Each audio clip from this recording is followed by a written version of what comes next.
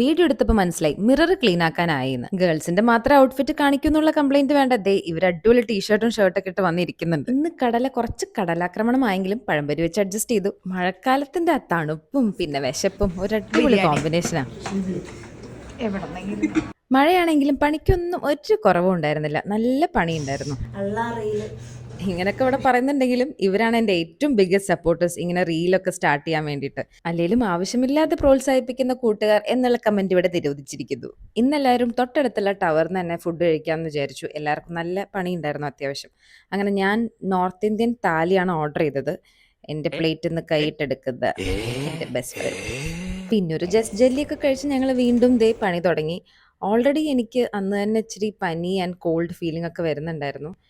വർക്കൊക്കെ അങ്ങനെ പെട്ടെന്ന് തീർത്ത് ഞാൻ പെട്ടെന്ന് തന്നെ ഓഫീസിൽ നിന്ന് ഇറങ്ങി. കാരണം തണുപ്പത്തിരിക്കുമ്പോൾ കൂടുതൽ വേഴ്സ് ആവാൻ ചാൻസ് ഉണ്ടല്ലോ. That's all for today. Bye bye.